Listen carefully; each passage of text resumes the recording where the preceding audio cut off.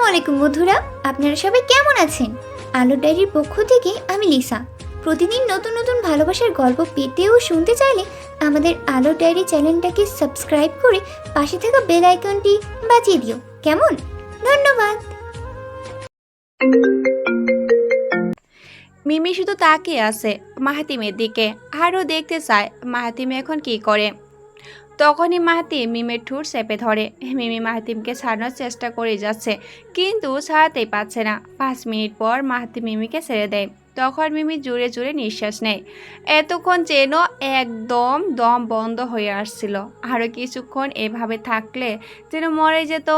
মাহাতিম মিমির দিকে তাকিয়ে বলল, আর লাগবে নাকি ওষুধ, নাকি এতেই হবে? না, আর লাগবে না। এভাবে কেউ করে নাকি? এখন যদি দম বন্ধ হয়ে মরে যেতাম? এইটুকুতেই যদি আমার বউটার দম বন্ধ হয়ে আসে, তাহলে এত বড় স্বামীকে সামলাবে কি করে শুনি? কেন সামলাতে পারবো না নাকি?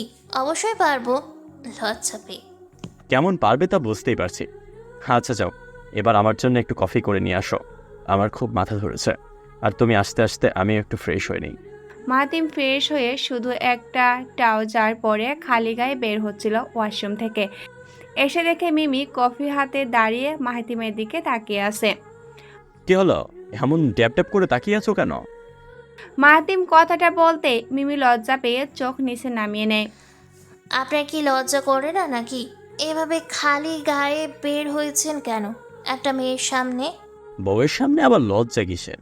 তারপর কফিটা দাও বলে মিমির হাত থেকে কফিটা নিয়ে খেতে থাকে। মিমি আর কিছুই বলে না লজ্জার কারণে, শুধু মনে মনে বলে, এই ব্যাটার কি লজ্জাও নাই নাকি রে? বাবা, কেমন খালি গায়ে আমার সামনে আসে। ইস, দেখে আমার কি লজ্জা লাগতেছে। তারপর দৌড়ে নিচে চলে যায়। রিমি সবাই মন খারাপ করে বসে আছে। মিমি পিছন থেকে রিমির পিঠেটা চারটি মারে। কি রে, কি হয়েছে? তোর মন খারাপ কেন? কই না তো, মন খারাপ হবে কেন? কিন্তু তোকে দেখে তো মনে হচ্ছে তোর মন খারাপ। না হলে তো তোকে কখনো এভাবে শান্ত হয়ে বসে থাকতে দেখিনি। সত্যি করে বল তো, তোর কি হয়েছে? বলবো, তুই আবার কাউকে বলবি না তো? না, কাউকে বলবো না। তুই বল কি হয়েছে। আসলে আমি এই বিয়েতে রাজি না। আমি এখন বিয়ে বা এঙ্গেজমেন্ট কিছুই করতে চাই না। তুই কি কাউকে ভালোবাসিস? তখনই রিমির আয়ানের কথা মনে হয়, ওর কথা ভাবতে থাকে। কি রে, কি হলো বল? তুই কি কাউকে ভালোবাসিস? না না না না বলে রিমি পরে ভাবতে থাকি, মিমি আমাকে কাউকে ভালোবাসে কি না বলতে আমার হঠাৎ আয়নের কথা মনে পড়লো কেন? তাহলে আমিও কি ওনাকে পছন্দ? ধুর বাবা, কী সব ভাবছি আমি। তাহলে তোর কেন বিয়ে করার ইচ্ছে নেই? আয়ন ভাইয়া তো ছেলে হিসেবে খারাপ না, তোর সাথে ভালো মানাবে। আমার যতদূর মনে হয় উনি একজন ভালো মনের মানুষ। আর আব্বু দাদাই সবাই যখন বিয়েতে রাজি, তাহলে তুইও বিয়েটা মন থেকে মেনে নে না। আর তোর যদি আয়ান ভাইকে পছন্দ না হয়, তাহলে তুই কিছুদিন ওনার সাথে মিশে দেখ, ওনাকে তোর পছন্দ হয়ে যেতে পারে। আর যদি না হয় তাহলে সবাইকে বলে না হয় বিয়েটা ভেঙে দিস। ঠিক আছে। তাহলে আমি ওনাকে বলি কাল তোর সাথে দেখা করার জন্য, কি বলিস? রিমিকে আর কিছু বলতে না দিয়ে মিমি বলল, কিন্তু না, কাল তুই ওনার সাথে দেখা করছিস, এটাই ফাইনাল, ঠিক আছে? এখন খেতে আয়। সবাই খাবার টেবিলে চলে গেছে। খাবার শেষে মিমি রুমে যেয়ে আয়ানকে কল দিয়ে জানিয়ে দেয় মিমি কাল ওনার সাথে দেখা করতে চান। আয়ান অনেক খুশি হয়ে যায়। রিমি ওর সাথে দেখা করতে চায় শুনে আর জানিয়ে দেয় ওরা কোথায় দেখা করবে। সকালে রিমি আর মিমি একসাথে বের হয়, সাথে বডিগার্ডরাও। তারপর রিমি নেমে যায় একটা রেস্টুরেন্টের সামনে। তখনই দেখতে পায় আয়ান এসে দাঁড়িয়ে আছে। আয়ান মিমিকেও বলল ওদের সাথে রেস্টুরেন্টে আসার জন্য, কিন্তু মিমি গেল না। ওদের মাঝে কাবাব মেয়ে হাড্ডি হতে চায় না, তাই ও আয়ানকে কিছু একটা বুঝিয়ে কলেজে আসে বডিগার্ডের সাথে। আয়ান আর রিমি রেস্টুরেন্টে যেয়ে বসে। কি খাবে বলো, অর্ডার দেই? আমি কিছু খাবো না, বাড়ি থেকে খেয়ে এসেছি। আপনি খান। আর মিথ্যা বলতে হবে না, বাড়ি থেকে খেয়ে এসেছি না সেটা তোমাকে দেখেই বোঝা যাচ্ছে। মানে আমি কি মিথ্যা বললাম? কি মিথ্যা বলিনি সেটা বলো। তুমি যে কিছু খেয়ে আসোনি সেটা আমি ভালো করেই জানি। এখন কি খাবে বলো? বললাম তো খাবো না। আচ্ছা, উনি কিভাবে জানলেন আমি খেয়ে আসিনি? মিমি কি বলেছে? না, মিমি তো বলেনি। তাহলে উনি কিভাবে জানলেন? কি জানি বাবা। আমি বলেছি খাবে, তাহলে তোমাকে খেতে হবে, বুঝছো? তারপর আয়ান কিছু খাবার অর্ডার দিল। রিমি আর কিছু বলল না, শুধু অন্যদিকে তাকিয়ে থাকলো। আচ্ছা রিমি, একটা কথা বলি। হুম, বলেন। আচ্ছা, আমাকে তোমার কাছে কেমন লাগে? কেমন লাগবে আবার? আপনি যেমন আছেন তেমনই লাগে। এভাবে আরও কিছুক্ষণ ওরা কথা বলে। তখনই ওয়েটার খাবার নিয়ে আসে। রিমি দেখতে পায় সবগুলো খাবারই ওর পছন্দের খাবার। তখনই রিমি আয়ানকে বলে, আপনি কি করে জানলেন এগুলো আমার পছন্দের খাবার? পছন্দের মানুষের সম্পর্কে সব কিছু জেনে রাখতে হয়, বুঝলে? আর আমি তোমার সব পছন্দ অপছন্দ সম্পর্কে জানি। মিমি আমাকে সব বলেছে। আমি মনে মনে ভাবলাম, উনি আমার সব কিছু সম্পর্কে কেমন জেনে নিছেন আর মনেও রেখেছেন। কি হলো, কি এত ভাবছো? এবার খেয়ে নাও। একটু পর তোমাকে নিয়ে একটা সুন্দর জায়গায় যাব। তাড়াতাড়ি খাবার শেষ করো। রিমি আর কিছু না বলে খাবার খেতে নিল। তাড়াহুড়ো করতে গিয়ে ওর খাবার গলায় আটকে যায় আর বিষম খায়। তখনই আয়ান ব্যস্ত হয়ে পড়ে ওকে নিয়ে। এই নাও পানি খাও বলে খাইয়ে দিতে লাগলো। রিমি ওর প্রতি আয়ানের কেয়ার দেখে অবাক হয় আর নিজের অজান্তেই বলে ওঠে, ফিউচারে কি আপনি আমার এমন কেয়ার করবেন? আমি সারা জীবন তোমার থেকে বেশি কেয়ার করব। তোমাকে অনেক ভালোবাসবো। রিমি আয়ানের কথা শুনে লজ্জা পেয়ে যায় আর মনে মনে বলে, আমি এটা কি বলে ফেললাম মুখ ফসকে? খাওয়া দাওয়া শেষ করে আয়ান রিমিকে একটা নদীর ধারে নিয়ে যায়। জায়গাটা কেমন? হুম, অনেক সুন্দর। তাহলে চলো নিচে নামি। নদীর পানি কম থাকায় পাশের বাড়ির মধ্যে আয়ান আর রিমি হাঁটতে যায় আর অনেক গল্প করে। রিমি শুধু আয়ানের গল্প শুনে, ওর সাথে হ্যাঁ না তাল মিলাচ্ছে, কিন্তু ও কিছু বলল না। এইভাবে আরও কিছুক্ষণ হাঁটতে হাঁটতে বিকেল হয়ে যায়। তারপর আয়ান ওকে বাড়ির সামনে ড্রপ করে নিজ বাড়িতে চলে যায়। তাহলে চলো নিচে নামি। নদীর পানি কম থাকায় পাশে বাড়ির মধ্যে আয়ান আর রিমি হাঁটতে যায় আর অনেক গল্প করে। রিমি শুধু আয়ানের গল্প শুনে, ওর সাথে হ্যাঁ না তাল মিলাচ্ছে, কিন্তু ও কিছুই বলো না। এইভাবে আরও কিছুক্ষণ হাঁটতে হাঁটতে বিকেল হয়ে যায়। তারপর আয়ান ওকে বাড়ির সামনে ড্রপ করে নিজ বাড়িতে চলে যায়। কেটে যায় এক সপ্তাহ। অবশেষে আজ রিমির এঙ্গেজমেন্ট। এই এক সপ্তাহ রিমি আয়নের সাথে অনেক সময় কাটায়। আয়নের সাথে মিশে ওর কাছেও আয়ানকে ভালো লাগতে শুরু করেছে কিছুটা হলেও। তারপরেও ওরও এখনো বিয়ে করার ইচ্ছাই হয়নি। শুধু পরিবারের সবার কথা, বিশেষ করে ওর আব্বু আর দাদাইয়ের জন্য এঙ্গেজমেন্ট করতে রাজি হয়েছে। সন্ধ্যায় রিমির এঙ্গেজমেন্ট হবে। বড় করে এঙ্গেজমেন্ট পার্টির আয়োজন করা হলো। সকাল থেকে বাসায় মেহমান আসা শুরু করেছে। আমাদের আত্মীয় স্বজন থেকে শুরু করে আব্বুর বিজনেস পার্টনার এবং অফিসের সবাই, পুরো বাড়িতে মেহমানরা গিজগিজ করছে। দুপুর থেকে সবাই রেডি হওয়া শুরু করেছে। সাইমাও এসেছে সকালে। মিমি, সাইমা, সামিয়া তিনজন গাউন পরেছে। মিমি শুধু একটু লিপস্টিক আর একটু কাজল দিয়েছে, এতেই ওর সাজ কমপ্লিট। সামিয়া আর সাইমা বসে আছে কখন পার্লারের লোক আসবে আর ওরা সাজবে। বিকেলে পার্লারের লোক এসেছে রিমিকে সাজানোর জন্য। রিমি সিম্পলের মধ্যে একটা পিঙ্ক কালারের লেহেঙ্গা পরেছে। লেহেঙ্গার সাথে ম্যাচ করে হালকা জুয়েলারি আর হালকা মেকআপ করেছে। এতে যেন রিমিকে অনেক সুন্দর লাগছে, দেখে চোখ জুড়ে যাওয়ার মতো।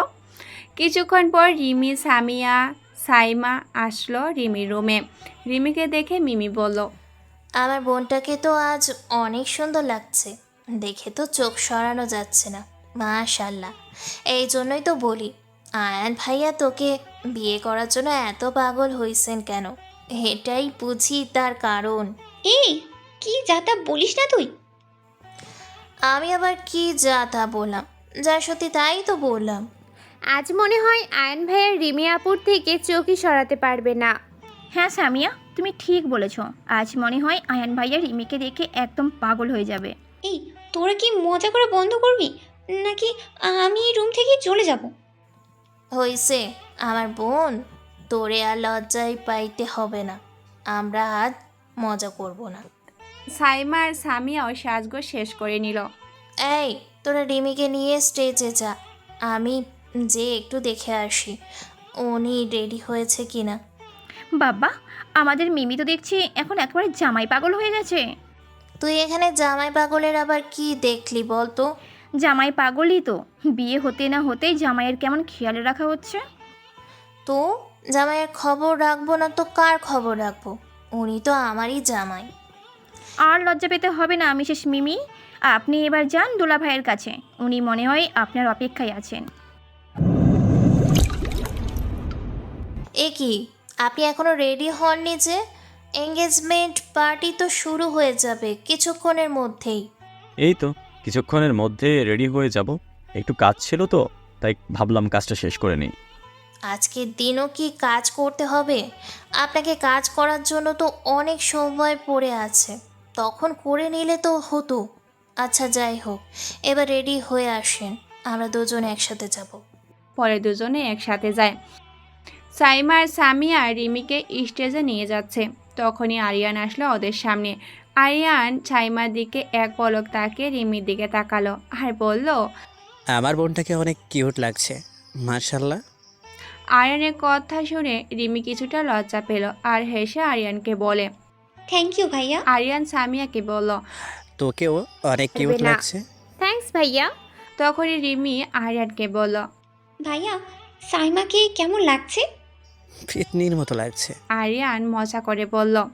আরিয়ানের কথা শুনে সামিয়ার অনেক রাগ হলো আর মনে মনে বিড়বিড় করতে লাগলো। নিজেকে উনি কি যে মনে করে কে জানে, আমাকে পেতনি বলে আর নিজে কি, হ্যাঁ একদম সাদা হনুমান। কিছু বললে নাকি সাইমার দিকে তাকিয়ে? না, কি বললে? আমাকে পেতনির মতো লাগুক আর যার মতোই লাগুক, তাতে আপনার কি? কিছুই না, বাই দ্য ওয়ে তোমাকেও কিউট লাগছে। কথাটা শুনে সাইমা একটু লজ্জা পায়, সাথে খুশিও হয়। আর পছন্দের মানুষ ওকে কিউট বলেছে শুনে। রিমিকে নিয়ে বসানো হলো আয়নার পাশে। সবাই অনেক প্রশংসা করলো রিমি আর আয়ানের জুটির। সবার কাছে দুজনেই ভালো লেগেছে আর সবাই তাদের নিয়ে কথা বলাবলি করছে। তোমাকে অনেক সুন্দর লাগছে রিমি। তোমাকে দেখে মনে হচ্ছে যেন একটা কিউট পরী বসে আছে আমার সামনে। রিমি লজ্জা মাখা মুখ নিয়ে বলল। তাই নাকি? আয়ান রিমির লজ্জা পাওয়া দেখে মুখ টিপে হাসছে। কিছুক্ষণ পর রিমি আর আয়ানের আংটি বদল সম্পূর্ণ হলো। ওদের দুজনের একসাথে পিক তোলা হলো। মেহমানদের খাবারের ব্যবস্থা করা হয়েছে একটা পাশে। সবাই এখানে খাওয়া দাওয়া করে নিল। খাওয়া শেষে সবাই যে যার মতো চলে গেল। পরের দিন বিকেলে রিমি বসে বসে ওর আর আরিয়ানের পিক মনোযোগ দিয়ে দেখছে আর লজ্জা পাচ্ছে। আগে আরিয়ানকে এতটা মনোযোগ দিয়ে দেখেনি। ও আরিয়ানের পিক দেখে ক্রাশ খেয়ে যাচ্ছে।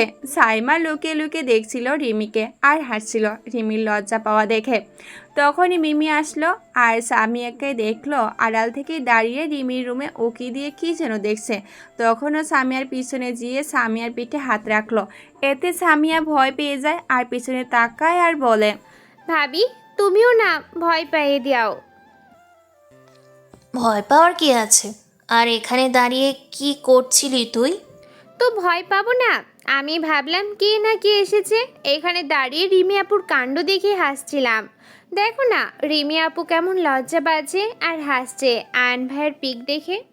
তুই জানলি কি করে ও আয়ান ভাইয়ের পিক দেখে হাসছে? আরে ভাবি, আরে আমি জানবো না তো কে জানবে শুনি? আমার ফোন থেকেই তো রিমি আপুর আর আয়ন ভাইয়ের কালকের পিক নিল। ও আচ্ছা, ওকে ভালো করে দেখতে দে পিক, ওরই তো বর, তাই না? ও দেখবে না তো কে দেখবে? এখন চল আমার সাথে নিচে দেখে আসি দাদিমা দাদাই কি করছে। চলো। তারপর ওরা নিচে চলে যায়। দেখলো দাদিমা দাদাই সোফায় বসে আছে আর গল্প করছে। মিমি আর সামিয়া ওদের কাছে গিয়ে বলল, কি গল্প হচ্ছে দাদিমা দাদাই? ওই তো তোদের দাদাইয়ের বোনকে নিয়ে কথা হচ্ছিল। ওনারা তো গ্রামে থাকেন, তো আমরা ভাবছিলাম আমরা সবাই গ্রামে বেড়াতে যাব তোর দাদাইয়ের বোনের বাড়িতে। অনেক দিন হলো ওখানে যাই না, সেই যে স্বামীয়ার বাবা মা মারা যাওয়ার আগে গিয়েছিলাম, আর যাওয়া হয়নি। এবার ভাবলাম সবাই একসাথে যাব। মাহতিমও যেহেতু আছে আর ওনারা মাহতিমকেও দেখে নিবে, তোর দাদায়ের বোন তো মাহতিমকে অনেক পছন্দ করতেন, ছোটবেলায় অনেক ভালোবাসতেন ওকে। ওকে ওনারা অনেক দিন দেখেনি, তাই ওনারা আমাদের যেতে বলেছে সবাইকে, বিশেষ করে মাহতিমকে। বাবা মায়ের কথা শুনে সামিয়ার মন কিছুটা খারাপ হয়ে গেল, তাইও আর কোনো কথাই বলছে না। মিমি তো দাদিমার কথা শুনে খুশিতে লাফাচ্ছে। গ্রামের সব কিছু মিমির অনেক ভালো লাগে। অনেক দিন হলো গ্রামে বেড়াতে যায়নি, সেই ছোট্টবেলায় গিয়েছিল আর এখনও যাওয়া হয়নি। আর এখন যাবে শুনে খুশিতে যেন মিমির আর টোরে সইছে না, যেন এক্ষুনি চলে যেতে পারলে ভালো হতো। তাহলে কাল আমরা সবাই গ্রামে যাচ্ছি, মাহতিমকেও বলতে হবে। ও যদি যেতে রাজি না হয় তাহলে ওনারা অনেক রাগ করবেন। ঠিক আছে দাদিমা। রাতে মাহাতিম বাসায় আসার পর মিমি বলে, আপনাকে একটা কথা বলার ছিল, বলবো? বলো, কি বলবে? আসলে দাদিমারা সবাই চাচ্ছিলেন গ্রামে দাদাইয়ের বোনের বাড়িতে যেতে। আপনিও আমাদের সাথে যাবেন। আমি কোথাও যাব না, আর অফিসে অনেক কাজ আছে, আর তোমারও কোথাও যাওয়া হচ্ছে না, এটা মাথায় ঢুকিয়ে নাও। বাকিটা সবাই গেলে যাক। কথাটা শুনে মিমির মনটা খারাপ হয়ে গেল আর রাগও হলো। ও কত খুশি ছিল গ্রামে যাবে, আর এই বেটা কি না ওর আনন্দে জলে ঢেলে দিল। যত সব খাটাস বেটা বলে মনে মনে গালি আওড়ালো। কি কিছু বললে? বলছিলাম যে গ্রামে গেলে কি হবে, চলে না ঘুরে আসি। গ্রাম থেকে বিয়ের পর তো আমরা কোথাও বেড়াতে যাইনি, প্রথম না হয় গ্রামেই যাই ঘুরতে। আর আমার তো অনেক দিন গ্রামে যাওয়া হয়নি, আপনিও যাননি, চলেন না এবার যাই প্লিজ, না করবেন না?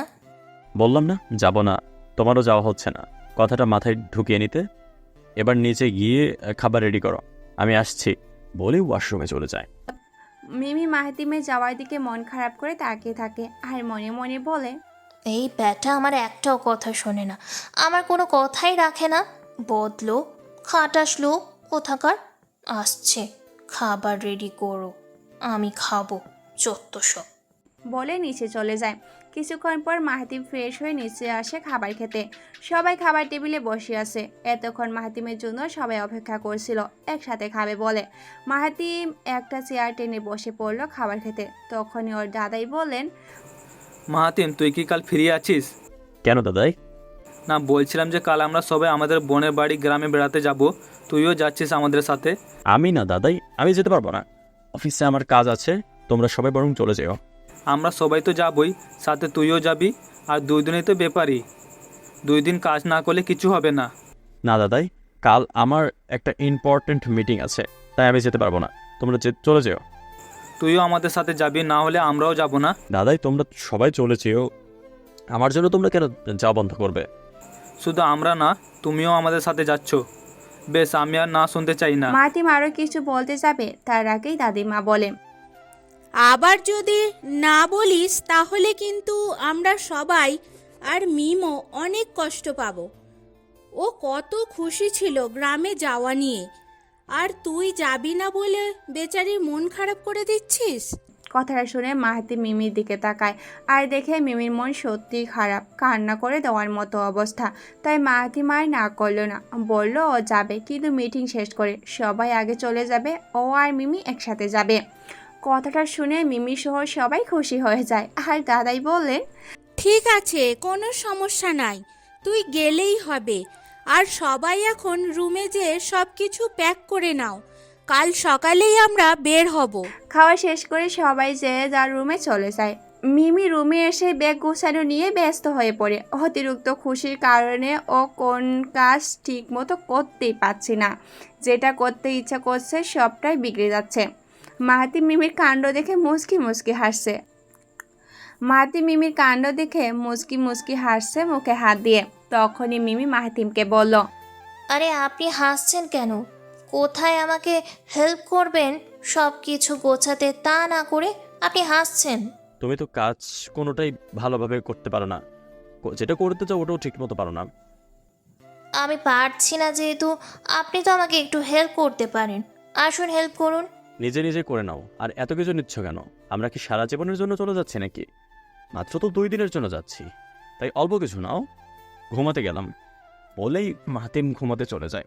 কি বদলোক রে বাবা, আমাকে তো একটু হেল্প করতে পারে, তা না করে ঘুমোতে চলে যাচ্ছে। এই জন্যই তো ব্যাটারে এত বকা দে। খাটাস ব্যাটা কোথাকার। সকালে সবাই রওনা হয়ে গেছে গ্রামের উদ্দেশ্যে। বডিগার্ডরাও সাথে যায় আর মাহাতি মিমিকে নিয়ে চলে আসে অফিসে। ওরা মিটিং শেষ করে রওনা দেবে। জুবান আরও কিছু বডিগার্ডরা মাহাতিমদের সাথে যাবে। অফিসে এসে মাহাতি মিমিকে ওর কেবিনে বসিয়ে রেখে জুবানকে বলে, তুই ওখানেই থাক, ওর কিছু প্রয়োজন হয় কিনা দেখিস, আমি মিটিং সেরে আসছি। মাহাতিম চলে যায় মিটিং রুমে। ভাবি, আপনার কি কিছু লাগবে? না, কিছু লাগবে না, আপাতত এই চকলেটগুলো শেষ করি। আর আপনি আমাকে অফিসটা একটু ঘুরিয়ে দেখান ভাইয়া। আচ্ছা ভাবি, আসেন, আমি আপনাকে অফিসটা ঘুরিয়ে দেখাচ্ছি। বলেই দুজন একসাথে অফিস ঘুরে দেখছে। মিমি এর আগেও অফিসে এসেছিল, কিন্তু পুরো অফিস এইভাবে ঘুরে দেখা হয়নি, তাই আজ দেখে নিচ্ছে। এইভাবে আরও অনেকক্ষণ কেটে যায়। মাহাতিমের মিটিং শেষ হয়ে তারপর ওরা গ্রামের উদ্দেশ্যে রওনা দেয়। গাড়িতে মিমি আর মাহাতিম বসে আছে। মাহাতিম ড্রাইভ করছে আর মিমি গাড়ির গ্লাস খুলে দিয়ে প্রকৃতির বাতাস অনুভব করছে। মাঝে মধ্যে ওর লম্বা চুলগুলো গিয়ে মাহাতিমকে ডিস্টার্ব করছে, কিন্তু মাহাতিম ওকে কিছুই বলছে না। ও এক মনে গাড়ি চালাচ্ছে। তখন মিমি ভাবে ওর চুলগুলো হয়তো মাহাতিমকে ডিস্টার্ব করছে, তাই চুল বেঁধে নিল। তখনই মাহাতিম বলে, খোলা চুলে তোমাকে অনেক কিউট লাগে, ওভাবেই থাকুক, বাধার দরকার নেই। কথাটা শুনে মিমি একটু লজ্জা পায়, সাথে খুশিও হয়। তাই ও আর চুল বাঁধে না, আবারও মন দিয়ে প্রকৃত সৌন্দর্য অনুভব করতে। এইভাবে অনেকক্ষণ জার্নির পর শেষমেশ এসে ওরা পৌঁছে যায় গ্রামে। পরিবারের সবাই অনেক আগে এসে পৌঁছেছে। মাহাতিমের গাড়ি এসে থামে বড় একটা বাড়ির সামনে। গ্রামের সবচেয়ে বড় বাড়ি চেয়ারম্যান বাড়ি। গ্রামের সবাই চেনে এই বাড়ি, তাই ওদের আসতে অসুবিধা হয়নি। মাহাতিম ছোটবেলায় যদিও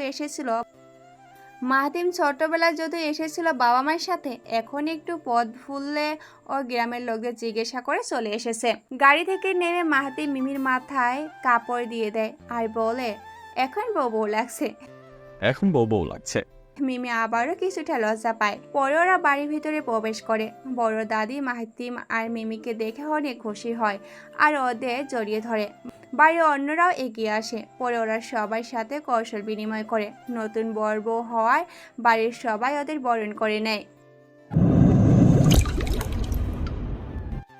গাড়ি থেকে নেমে মাহাতি মিমির মাথায় কাপড় দিয়ে দেয় আর বলে, মিমি আবারও কিছুটা লজ্জা পায়। পরে ওরা বাড়ির ভিতরে প্রবেশ করে। বড় দাদি মাহাতিম আর মিমিকে দেখে অনেক খুশি হয় আর ওদেরকে জড়িয়ে ধরে। বাড়ির অন্যরাও এগিয়ে আসে। পরে ওরা সবাই একসাথে কৌশল বিনিময় করে। নতুন বর বউ হওয়ায় বাড়ির সবাই ওদেরকে বরণ করে নেয়।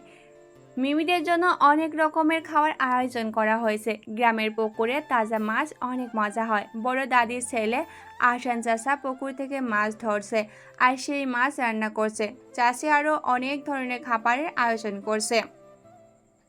সবাই একসাথে মজা করে খাওয়া দাওয়া শেষ করে নেয়। এভাবে সন্ধ্যা হয়ে যায়। সন্ধ্যায় সবাই একসাথে চা খাচ্ছে, আড্ডা দিতে বসেছে। বড় দাদি মাহাতিমের ছোটবেলার গল্প জোরে দিচ্ছে। মাহাতিম ছোটবেলায় কেমন ছিল, কি করতো, কি ভালোবাসতো, ইত্যাদি ইত্যাদি। মিমি দাদির কথা শুনছে আর খুশি হচ্ছে। মনে মনে যে উনি ওর ছোটবেলার কথাও মনে রেখেছে। এইভাবে গল্প করতে করতে রাত হয়ে যায়। রাতে সবাই একসাথে ডিনার করে। আর যখন ঘুমানোর পালা আসে তখন সব মেয়েরা নাকি একসাথে ঘুমাবে আর ছেলেরা একসাথে। এই কথা শুনে মাহাতিমের একটু মন খারাপ হয়। তখনই দাদি বুঝতে পারে বউকে রেখে ঘুমাতে মাহাতিমের ভালো লাগছে না, তাই তিনি মাহাতিমকে মজা করে বললেন, কি দাদু ভাই, বউ রেখে ঘুমাতে কি তোমার কষ্ট হবে? না দাদি, কষ্ট হবে কেন? কথাটা মাহাতিম মুখে বললেও মনে মনে ঠিকই চাচ্ছিল বউয়ের সাথে থাকতে, কিন্তু কি করার, দাদির কথা শুনতে হবে। ও বেচারাকে বউ ছাড়া থাকতে হবে 2 দিন। আমি বুঝতে পারতেছি সব কিছুই দাদু ভাই, কিন্তু কি আর করার, বউকে রেখে আজ তোমাকে থাকতে হবে যে। তোমার বউকে কিন্তু কেউ নিয়ে যাবে না। আচ্ছা দাদি, সমস্যা নেই, তোমরা একসাথে ঘুমাও। বলে মাহাতিম চলে যায় সব ছেলেদের কাছে অন্য রুমে। তো আর কি করার, শেষমেশে ছেলে মেয়েরা আলাদা ঘুমাইলো। মাঝরাতে মিমির অনেক পানি পিয়াসা পাচ্ছিল, তাই ও যায় পানি খেতে। কিন্তু ডিম লাইটের আলোতে কিছুই ভালো করে দেখতে পাচ্ছিল না, আর লাইটও জ্বালাতে পারছিল না, যদি সবার ঘুম ভেঙে যায় সেই ভেবে। তারপরও কোনো রকমে যায় কিচেনে, কিন্তু কিছু একটার সাথে ওর ধাক্কা লাগে, আরও ভয় পেয়ে যায়, চুট ঢুকেছে মনে করে। আরও যখনই চিল্লাতে যাবে তখনই মাহাতিম ওর মুখ ধরে নেয় হাত দিয়ে আর বলে, আরে এইটা আমি তোমার বর, ভয় পেও না। তারপরও মিমির মুখ থেকে হাত সরায়। মিমি জুড়ে জুড়ে নিঃশ্বাস নেয় আর বলে, দিয়েছিলেন তো ভয় পাইয়ে। এখন যদি চিল্লাতাম আর সবাই চলে আসতো তাহলে কি না কি মনে করতো। যা মনে করা করো তো, আমি আমার বউয়ের কাছে থাকলে ওদের কি? ওদের কি মানে? ওরা তো আপনাকে বউ পাগল মনে করতো আর বলতো বউকে রেখে একদিনও থাকতে পারছেন না বেচারা। হ্যাঁ, আমি তো তোমার প্রেমে পাগল। হয়তো ওরা আমাকে বউ পাগল মনে করলে আমার কি যায় আসে? আপনার তো কিছু আসে যায় না, কিন্তু আমার তো লজ্জা করবে। লজ্জা করবে কেন শুনি? স্বামীর কাছে আসতে আমার লজ্জা কিসের? জানি না, কিন্তু আমার লজ্জা লাগে। ওরে আমার লজ্জাবতী বউরে, এত লজ্জা কেন তোমার? কথাটা শুনে মিমি আরও লজ্জা পায়। পরে মাহাতিমের পাশ কাটিয়ে পানি খেতে চলে যায়। মাহাতিমও মিমির পিছু পিছু চলে যায়। পানি খাওয়া শেষে মিমি মাহাতিমকে বলে, আচ্ছা, আপনি এখানে কেন এসেছেন? আমি তোমাকে দেখতে ইচ্ছে করছিল, তাই ভাবলাম যাই একবার গিয়ে দেখে আসি আমার বউটা কি করছে। কিন্তু তোমাকে দেখা যাচ্ছিল না সবার মাঝে, তাই ভাবলাম তোমাকে ডাকবো, কিন্তু কোনো সুযোগ পাচ্ছিলাম না। পরে দেখি তুমি উঠছো, তাই আমিও পিছু পিছু চলে এসে তোমার সামনে দাঁড়াই, আর তখনই তোমার সাথে আমার ধাক্কা লাগে। ও আচ্ছা, তাহলে আপনি আমার জন্য এসেছেন। আপনি তো দেখছি সত্যি সত্যি বউ পাগল হয়ে যাচ্ছেন মিস্টার। হয়েছি তো, তোমার প্রেমে পাগল হয়েছি, আমার পিচ্ছি বউটা। মিমি আবারও লজ্জা পায় মাহাতিমের কথায়, আর লজ্জায় মাথা নিচু করে তাকিয়ে থাকে। তখনই মাহাতিম মিমের হাত ধরে হালকা টান দেয়। মিমি তো আরও লজ্জা পায় আর মাহাতিমের থেকে পালাতে চায়। যখনই দৌড় দিবে সামনে দেখতে পায় দাদি দাঁড়িয়ে আছে। দাদিকে দেখে মিমি বেচারি আরও লজ্জা পায়। তখনই দাদি বলে ওঠেন, কি দাদু ভাই, এখানে এসে প্রেম শুরু করে দিয়েছো? আর হাসতে থাকেন তিনি। কি করবো দাদি বলো তো, তোমাদের জন্য তো প্রেম করার সুযোগই পাচ্ছিলাম না। তোমরা আমার বউকে তোমাদের সাথে রেখে দিলে, আর এখন যেহেতু বউকে কাছে পেলাম, তাহলে প্রেম করার সুযোগটা কিভাবে মিস করি বলো তো? দাদি মাহাতিমের কথা শুনে হাসলেন আর বললেন, ঠিক করেছো দাদু ভাই, সুযোগ মিস করনি। তোমার দাদাও এমন করতেন আমার সাথে, সুযোগ পেলে প্রেম করা শুরু করে দিতেন। তখনই পিছন থেকে দাদা বলে উঠলেন, আমার তো এখন ইচ্ছা করছে তোমার সাথে প্রেম করতে। এই বুড়ো বয়সে কি ভীমরতি ধরেছে নাকি আপনার? তুমি তো এখনই মনে করে দিলে অতীতের কথা, তাই আমার একটু শখ জাগলো তোমার সাথে প্রেম করতে। আর কি প্রেম করার। হয়েছে আপনার, আর প্রেম করা লাগবে না, এবার ঘুমোতে যান, অনেক রাত হয়েছে। আর দাদু ভাই, তুমিও ঘুমোতে যাও, বাকি প্রেম কাল করে নিও। বলেই তিনি মিমিকে নিয়ে চলে যান ঘুমাতে। পরের দিন সকালে সবাই বের হয় গ্রাম ঘুরে দেখতে। মিমি, রিমি, সামিয়া, মাহাতিম, আহসান, চাচা ছেলে শিহাব, সে ক্লাস 10-এ পড়ে, আর মেয়ে সানিয়া, সে মিমির সাথেই পড়ে, কিন্তু গ্রামের একটা কলেজে। বড়রা সবাই বাড়িতেই আছে, গল্প করছে একসাথে। গ্রামের আঁকাবাঁকা রাস্তা দিয়ে হেঁটে চলছে মাহাতিম আর মিমি। বাকিরা সবাই অনেকটা এগিয়ে গিয়েছে, আর ওরা পিছনে পিছনে যাচ্ছিল। পথে মিমি দেখতে পায় একটা আম গাছ।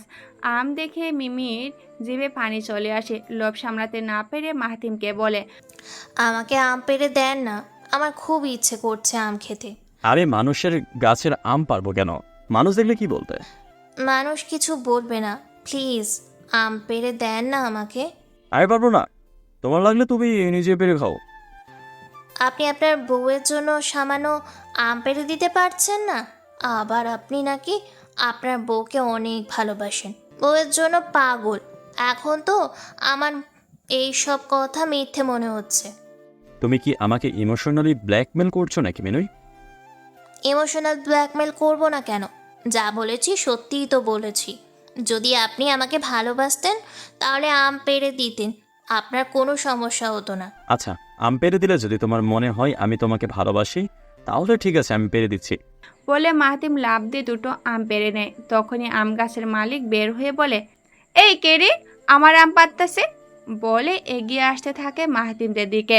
মিমি তখন মাহাতিমকে বলে, ধরেন আমার সাথে বলে দুজন ফু ধরে দেয়।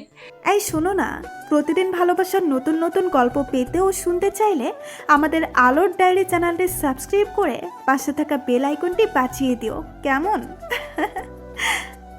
আচ্ছা, আম পেড়ে দিলে যদি তোমার মনে হয় আমি তোমাকে ভালোবাসি তাহলে ঠিক আছে, আমি পেড়ে দিচ্ছি বলে মাহাতিম লাফ দিয়ে দুটো আম পেড়ে নেয়। তখনই আম গাছের মালিক বের হয়ে বলে, দৌড়াতে দৌড়াতে ওরা রিমিদের কাছে চলে আসে। তখনই সামিয়া ওদের জিজ্ঞাসা করলো, ভাইয়া ভাবি তোমরা এইভাবে দৌড়াচ্ছ কেন?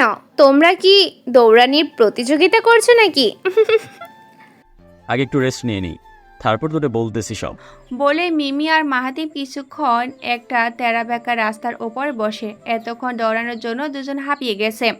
তারপর মিমি বলতে শুরু করে কেন ওরা দৌড়েছিল। আম গাছের মালিক মহিলাটা ওদের দৌড়ানিয়ে দিছে। কথাটা শুনে রিমি, সাইমা সহ বাকিরা সবাই হাসতে হাসতে ফেটে পড়ে। সামিয়া বলে, দেখছো ভাবি আমার ভাইয়া তোমাকে কত ভালোবাসে, যে অন্যের গাছের আম পাড়তেও দ্বিতীয়বার ভাবেনি। দেখছি কত ভালোবাসা, তাই তো ভয় পেয়ে এখন দৌড়ে চলে আসলেন। যদি ভালোবাসা থাকতো তাহলে সাহস করে আরও আম পেড়ে দিতেন। তোমাকে তো আমি একটা দেই আর দুইটা দেই আম পেড়ে দিয়েছি তো, তাই না? কোথায় তুমি স্বামীর সুনাম করবা কিসের? আমার স্বামী আমার আম পেড়ে দিছে তা না করে তুমি বদনাম করছো, এটা কিন্তু আমি মেনে নেব না, বলে দিলাম। এত সুনাম করে কি হবে শুনি? আপনি না কত সাহসী, তাহলে একটা মহিলার দৌড়ানিতে ভয় পেয়ে চলে এলেন কেন? তাহলে কি আমি শুধু শুধু ওই মহিলার মার খাওয়ার জন্য ওখানে বসে থাকতাম নাকি? মহিলারা যে ভেজালিলা হয় তা কি আমি জানি না নাকি? কি বলেন আপনি? মহিলারা ভেজাইলাল হয়? তাহলে আপনি আমাকে ভেজাইলা বললেন? আপনি একটা বদলোক, খাটাস বেটা। আরে আমি কি তোমার কথা বলেছি নাকি? আমি তো ওই মহিলার কথা বলছিলাম। তুমি শুধু শুধু রাগ করছো কেন বলো তো? ভাবি তুমি কিন্তু শুধু শুধু রাগ করছো, ভাইয়া কিন্তু তোমাকে কথাটা বলেনি। মিমি আর কিছু বলল না। সবাই মিলে সারা গ্রাম ঘুরলো আর অনেক মজা করলো। বিকালে মিমিরা সবাই বসে বসে আম খাচ্ছে। তখনই বড় দাঁড়িয়ে আসলেন, এসে মিমির পাশে বসে গল্প করতে লাগলেন। মিমিকে বললেন, দিদি ভাই বিয়ের তো অনেক দিন হয়ে যাচ্ছে, তা খুশির খবর কবে শুনছি আমরা? কথাটা শুনে মিমি ভীষণ খায়, সাথে মাহাতিমও। মিমি তো লজ্জায় লাল হয়ে যায়। তখনই বড় দাদি মিমিকে বলে, আরে আরে আস্তে খাও, তোমরা খাওয়া শেষ করো, আমি না হয় পরে কথা বলবো। বলে তিনি উঠে চলে যান মিমির মা দাদির কাছে। এদিকে বড় দাদি যাওয়ার সাথে সাথেই রিমি আর সামিয়া মিমিকে বারবার বলছে, খুশির খবর কবে শুনছি বলে ওরা মজা নিচ্ছে। মাহাতিম বেচারা লজ্জায় উঠে চলে গেছে। দাদি যাওয়ার সাথে সাথেই শুধু বেচারি মিমি এদের মাঝে ফেসে যায়। বেচারি না পারছে কিছু বলতে, না পারছে লজ্জায় মুখ লুকাতে, সব কিছু শুধু সহ্য করে যাচ্ছে। সন্ধ্যায় সবাই একসাথে গল্পের আসর জমায়। দাদি ওনার বিয়ের কাহিনী সবাইকে শোনাচ্ছে আর সবাই মনোযোগ দিয়ে শুনছেন। দাদি বলছেন, বিয়ের সময় আমার অনেক কম বয়স ছিল। তোদের দাদা আমাকে আম পাড়তে দেখে নেয়, সেই দেখাতেই আমাকে ওনার পছন্দ হয়ে যায়। তারপর আরও কয়েকবার আমাদের দেখা হয়েছিল, আমারও তোর দাদাকে ভালো লেগে যায়। পরে তোদের দাদা বিয়ের প্রস্তাব পাঠায় আমার বাবার কাছে, আর আমাদের বিয়ে হয়ে যায়। আমার শ্বশুর শাশুড়ি অনেক ভালো ছিলেন। আমার তখন কম বয়স হওয়ায় অনেক কিছুই বুঝতাম না। আমার শাশুড়ি মা আমাকে সব শিখিয়ে বুঝিয়ে দিতেন। এইভাবে আরও অনেক গল্প করেন তিনি। গল্প শেষে রাতে খাওয়া দাওয়া করে সবাই আগের দিনের মতো করে যে যার রুমে ঘুমাতে চলে যান। বেচারা মাহাতিম আজও মন খারাপ করে যায় বউকে রেখে ঘুমাতে হবে বলে, কিন্তু কি আর করার, আজ শেষ দিন, একটু কষ্ট করে হলেও বউকে রেখে ঘুমাতে হবে। তাই ওই সব ছেলেদের সাথে শুয়ে পড়ে। পরের দিন সকালে নাস্তা করে মাহাতিমরা বড় দাদা দাদির থেকে বিদায় নিয়ে রওনা দেয় বাড়ির উদ্দেশ্যে। আজ মাহাতিম, মিমি, রিমি, সামিয়া একসাথে আর বাকিরা সবাই একসাথে আসে।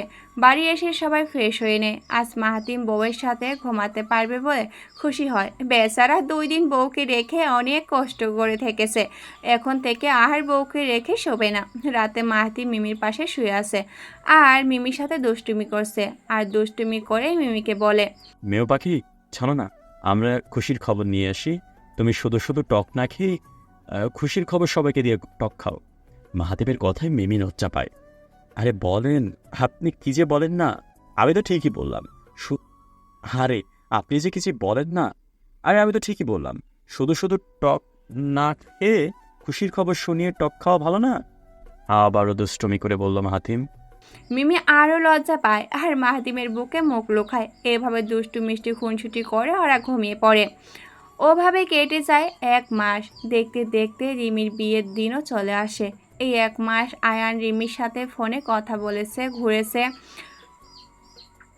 কাল রিমির গায়ে হলুদ। 1 সপ্তাহ আগ থেকে সব মেহমানদের দাওয়াত করে রাখা হয়েছে।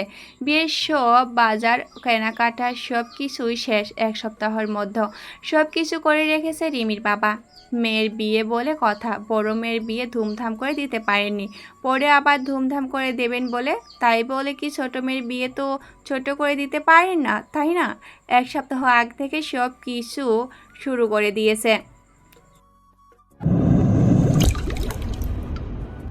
1 সপ্তাহ আগে সব কিছু শুরু করে দিয়েছেন। আত্মীয় স্বজন থেকে শুরু করে দেশের বাইরে সব বিজনেস পার্টনাররাও আসবে। আরাব চৌধুরীর মেয়ের বিয়ে বলে কথা। আর আয়ানের বাবা যেহেতু ওদেরই বিজনেস পার্টনার, তাই আয়ান আর রিমির গায়ে হলুদ একসাথেই করবে। আয়ান আর রিমির গায়ে হলুদ একসাথে করা হবে। তাই গায়ে হলুদের স্টেজ সাজানো হয়েছে বাগানের পাশে। ইতিমধ্যে সবাই রেডি হয়ে গেছে। আয়ানরাও চলে এসেছে। আয়ান রিমির সাথে মিলে হলুদ রঙের পাঞ্জাবি আর রিমি হলুদ রঙের লেহেঙ্গা পরেছে। ইতিমধ্যে রিমির সাজ কমপ্লিট। পার্লারের লোকেরা বাসায় এসে সাজিয়েছে রিমিকে। হলুদ লেহেঙ্গাতে রিমিকে যেন একদম হলুদ পরে রাখছে। মিমি হলুদের মধ্যে লাল রঙের লেহেঙ্গা পরেছে আর হালকা সেজেছে। সামিয়া কলমা কালারের লেহেঙ্গা আর সাইমা কলমা কালারের মধ্যেই একটা লেহেঙ্গা পরেছে। মাহাতিম মেরুন কালারের পাঞ্জাবি পরেছে। বাকিরা সবাই যে যার মতো পরে নিয়েছে। রাতে শুরু হয় হলুদের অনুষ্ঠান। সবাই এক এক করে আয়ান আর রিমিকে হলুদ ছুঁয়ে দেয়। এক পাশে সঙ্গীত শিল্পীরা গান করছে আর নৃত্যশিল্পীরা নাচ করছে। সাইমা এক পাশে দাঁড়িয়ে নাচ দেখছিল। হঠাৎ খেয়াল করলো ওর পাশ দিয়ে আরিয়ান যাচ্ছে। ও তো আরিয়ানকে দেখে আবারও ক্রাশ খায়। আয়ান হলুদ কালারের একটা পাঞ্জাবি পরেছে আর সবাইকে কি করছে সবার খেয়াল রাখছে। বোনের বিয়ে বলে কথা, কোনো কিছুতে ব্যাঘাত ঘটাতে দেবে না। সামিয়া খেয়াল করে আয়ান ওর দিকেই আসছে। তখনই ওর হার্টবিট বেড়ে যায় আর লজ্জাও পাচ্ছে কিছুটা। আয়ান ওর পাশে এসে জিজ্ঞাসা করলো খাওয়া দাওয়া করেছে নাকি। বসে বসে শুধু এইগুলো দেখেই যাচ্ছে, খেতে হবে না? সাইমা বলল, খাইনি, এখনো স্বামী আর মিমির সাথে খেয়ে নেব। আপনি খেয়েছেন? আমি পরে খাবো, তুমি যাও মিমিদের সাথে খেয়ে নাও, ওরা তোমার জন্য অপেক্ষা করছে। আপনিও চলেন না, আমাদের সাথে খাবেন। এত কথা না বলে তুমি খেতে যাও, আমি পরে খেয়ে নেব। সাইমার রাগ হয় আরিয়ান চলে যাওয়া দেখে। আর মনে মনে বলে, কি লোক রে বাবা, মানুষকে শুধু অর্ডার দিতে পারে কিন্তু নিজে কারো কথাই শুনে না, আজব লোক একটা।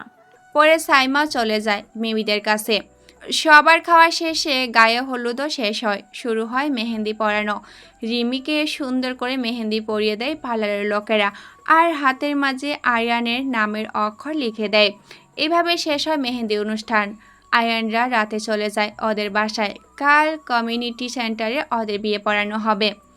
বিয়ের দিন রিমিরা সবাই মিলে পার্লারে চলে যায় আর বাকি সবাই কমিউনিটি সেন্টারে চলে গিয়েছে। সব গেস্টরা ওইখানে চলে এসেছে। কিছুক্ষণের মধ্যে আয়ানরাও এসে পৌঁছবে সেন্টারে। রিমিরাও চলে আসে। মিমি পিঙ্ক কালারের লেহেঙ্গা পরেছে, রিমি জড়াজড়িতে একসাথে একটু মেকআপ করেছে। মাহাতিম সাদা শার্ট ইন করে কালো প্যান্টের সাথে আর উপরে নেভি ব্লু কালারের কোট পরেছে, সাথে সানগ্লাস আর ব্যান্ডের ঘড়ি। এতেই যেন ওকে হিরো লাগছে। সামি আর সাইমাও লেহেঙ্গা পরেছে, সাথে গর্জিয়াস সাজ, দুজনে কিউট লাগছে। রিমি লাল কালারের লেহেঙ্গা পরেছে, সাথে ভারী জুয়েলার্স, গর্জিয়াস মেকআপ। আয়ান রিমির সাথে ম্যাচ করে শেরওয়ানি পরেছে। দুজনের অনেক সুন্দর লাগছে, একেবারে পারফেক্ট কাপল। খাওয়া দাওয়ার পূর্ব শেষ করে কাজী সাহেব বিয়ে পড়ানো শুরু করেন। বিয়ে পড়ানোর শেষে আয়নাতে রিমির মুখ দেখানো হয় আয়ানকে।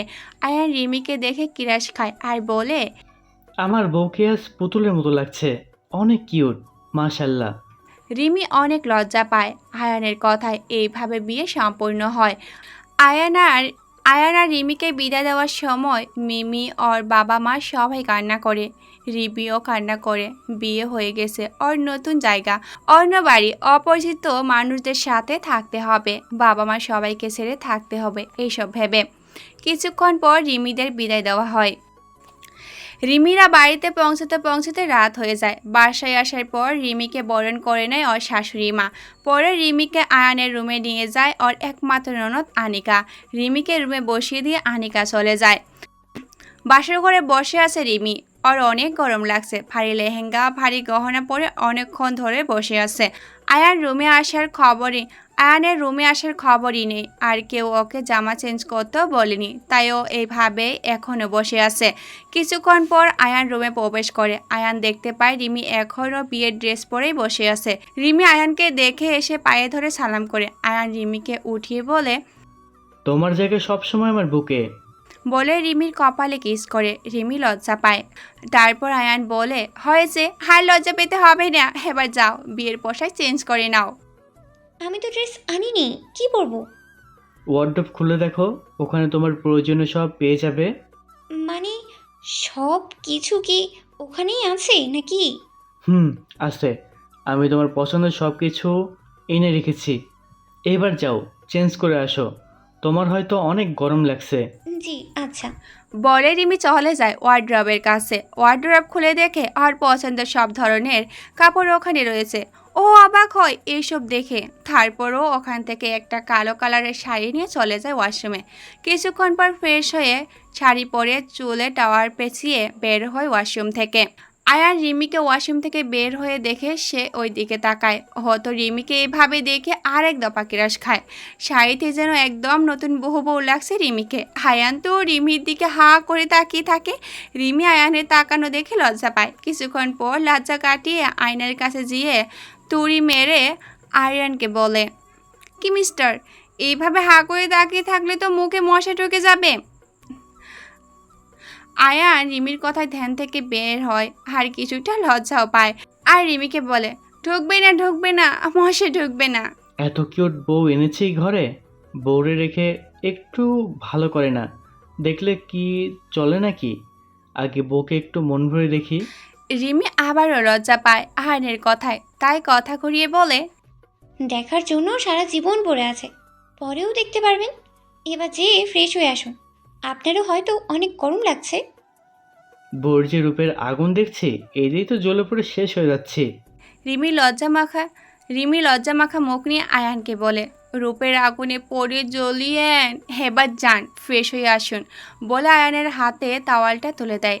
আয়ানও আর কিছুই বলে না, ওয়াশরুমে চলে যায় ফ্রেশ হতে।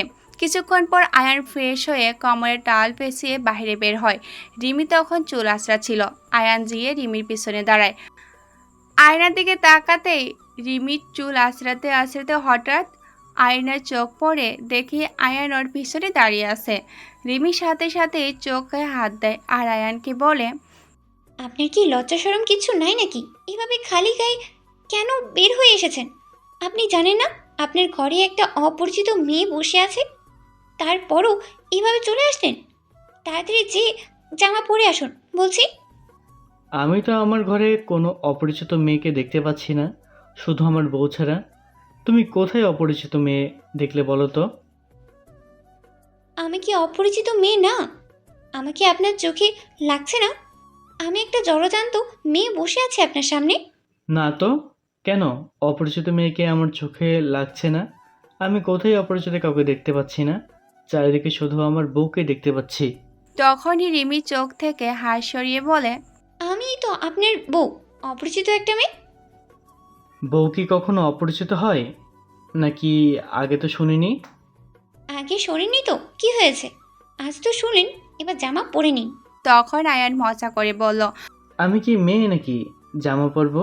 না, আপনি ছেলে, আপনি তাড়াতাড়ি টি শার্ট পরে আসুন, আমার লজ্জা লাগছে। বলে আবারও চোখে হাত দেয়। আয়ান হাসে রিমি লজ্জা পাওয়া দেখে, আর টি শার্ট পরতে পরতে মজা করে বলে, লজ্জা করবে কেন? স্বামীকে তো এভাবেই দেখতে হয়। তখন থেকে প্রতিদিন এভাবেই দেখবে। আমি প্রতিদিন তোমার সামনে এভাবেই জামা কাপড় ছাড়া বসে থাকবো। রিমি তো আয়ানের কথায় আরও লজ্জা পায় আর চোখ থেকে হাস সরায় না। আয়ান রিমির কাণ্ড দেখে কিছুক্ষণ হাসে, পরে রিমিকে বলে, আর লজ্জা পেতে হবে না ম্যাডাম, এবার চোখ থেকে হাত সরাতে পারেন, আমি পোশাক পরে নিয়েছি। আয়নের কথা শুনে রিমি এক চোখ থেকে হাত আঙ্গুল কিছুটা সরিয়ে দেখে আয়ান সত্যি সত্যি পোশাক পরছে কিনা। দেখতে পেল আয়ান পোশাক পরে নিয়েছে, তাই ও চোখ থেকে হাত সরায়। কিছুক্ষণ পর আয়ান রিমিকে বলে, এবার ঘুমিয়ে পড়ো, সারাদিন অনেক ধকল গিয়েছে। রিমি আয়ানকে জিজ্ঞাসা করে, আমি কোথায় ঘুমাবো? কোথায় ঘুমাবে মানে?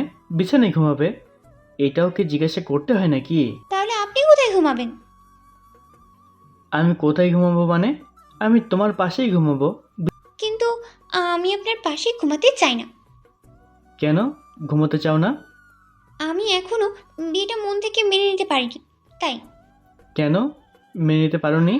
জানি না, আমার আরও কিছুদিন সময় লাগবে, তাই আমি চাই এখন আমরা আলাদা ঘুমাবো। যতদিন না আমি বিয়েটা মেনে নিতে না পারছি ততদিন। আয়ান আর কিছু বলল না, শুধু মনে মনে বলল, তুমি আমাকে মেনে না নিয়ে কোথায় যাবে বেবি? তুমি আমাকে মেনে না নিয়ে কোথায় যাবে বেবি? আমাকে তোমার মেনে নিতেই হবে। যেভাবে বিয়েতে তোমায় রাজি করিয়েছি সেভাবে আমাকে মেনে নিতেও বাধ্য করব। তোমাকে আমার ভালোবাসায় তুমি আমাকে মেনে না নিয়ে পারবে না। এসব ভেবে একটা বালিশ নিয়ে চলে আসে সবাই ঘুমাতে। রিমিও বিছানায় শুয়ে পড়ে আর মনে মনে ভাবতে থাকে, আচ্ছা, আমি কি কাজটা ঠিক করলাম? ওনাকে পাশে শুতে না দিয়ে বিছানাটাতে তো ওনারও, তাহলে বিছানায় শোয়ার অধিকার একমাত্র ওনার। কিন্তু আমি তো এখন ওনার ওয়াইফ, তাহলে আমারও এখন সমান অধিকার রয়েছে ওনার সব কিছুতেই। ভালো হয়েছে উনি সোফাতেই ঘুমাক, তাতে আমার কি? আমি তো বলেছিলাম এখন বিয়ে করব না, কিন্তু উনিই তো আমার কথা শোনেনি। বিয়ে করেছে, তাহলে এখন একটু কষ্ট করুক আর বুঝুক রিমিকে। বিয়ে করে রিমির কথা না শুনে ভুল করেছে।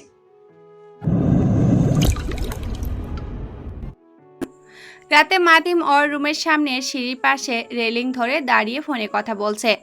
এবার যদি আমি আমার বাবা মায়ের খুনিকে খুঁজে না পাই তাহলে কিন্তু তোরাও বেঁচে থাকতে পারবি না, বুঝলি? তাই তাড়াতাড়ি খুঁজে বের করার চেষ্টা কর তোরা, না হলে আমি তোদের আস্ত পুঁতে ফেলবো। দুটো লাল বর্ণ ধারণ করছে, হাত মুঠিবস্ত করে দাঁড়িয়ে আছে। মাদিম ফোনে আবারও বলল, জেলে কে কে? ওই ম্যানেজারকে দেখতে এসেছিল, তোরা কি সব খবর রেখেছিস? মাদিম ফোনে আরও বলল। অপর পাশ থেকে উত্তর আসলো, জি বস, সব খবর রেখেছি। কে কে দেখতে গিয়েছিল, কাল আপনি আসলে আপনাকে সব বলবো। মাদিম আরও কিছু বলতে যাবে, তখন সামিয়া পিছন থেকে বলে উঠল, ভাইয়া, কার সাথে কথা বলছো? মাহাতিম সাথে সাথে কল কেটে দিল। নিজেকে শান্ত করে সামিয়ার দিকে তাকায়, এখনও ওর চোখ লাল হয়ে আছে। মাহাতিম সামিয়াকে বলল, তুই এখানে কি করছিস এত রাতে? আমি পানি আনতে নিচে যাচ্ছিলাম, তোমার ফোনে কথা শুনে দাঁড়ালাম। ভাইয়া, তুমি কি একটা জেলে আছে বলছিলে শুনলাম। কই না, তো এমন কিছু বলিনি।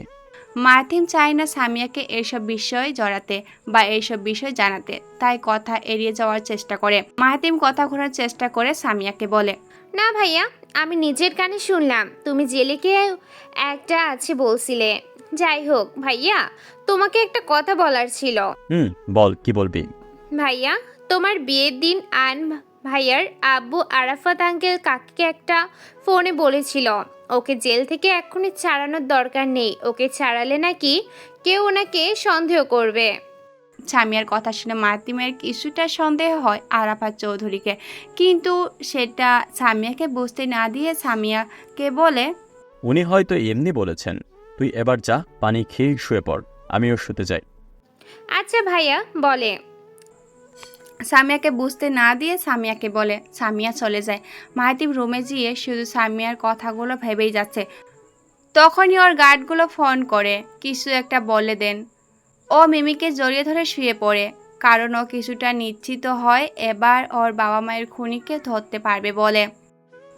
রাত ৩টা বাজে। হঠাৎ মেঘের গর্জন শুনে রিমির ঘুম ভেঙে যায়। দেখে বেলকুনির দরজা খোলা আর জানালাও খোলা, তাই ভেতরে বাতাস আসছে। মেঘের গর্জন শুনে রিমি কিছুটা ভয় পায়। হঠাৎ সোফার দিকে চোখ যেতে দেখতে পায় আয়ান ঠান্ডায় কাত হয়ে জোরেশোরে হয়ে শুয়ে আছে। আয়ানকে দেখে রিমি কিছুটা মায়া হয়। যতই হোক বিয়ে করতে ইচ্ছে না থাকুক, কিন্তু এই লোককে তো অপছন্দ করেও থাকতে পারে না। এই লোক ওকে পাওয়ার জন্য এতদিন অনেক কিছু করেছে, ওর পছন্দের সব কাজ করেছে। রিমি ভয়ে ভয়ে উঠে প্রথমে বেলকনির দরজা লাগায়, জানলাও লাগিয়ে দেয়, আর একটা পাতলা কাঁথা এনে আয়ানের গায়ে জড়িয়ে দেয়। তারপর কিছুক্ষণ আয়নের দিকে একদৃষ্টিতে তাকিয়ে থাকে। তারপর হঠাৎ চলে যায় নিজের জায়গায়। ওখানে গিয়ে আবারও শুয়ে পড়ে। আয়ন এতক্ষণ জেগেছিল, কিন্তু ঘুমের অভিনয় করেছিল রিমির সামনে, আর দেখতে চেয়েছিল ওর প্রতি রিমির কী রকম ফিলিংস, কি কোনো ফিলিংস আছে নাকি নেই। বুঝতে পারলো রিমির ওর প্রতি আস্তে আস্তে ভালোবাসা তৈরি হচ্ছে। যতই ওর মুখে না করুক বিয়ে করার ইচ্ছে ছিল না, কিন্তু নিজের ফিলিংস থেকে তো কখনো নিজেকে দূরে রাখতে পারবে না।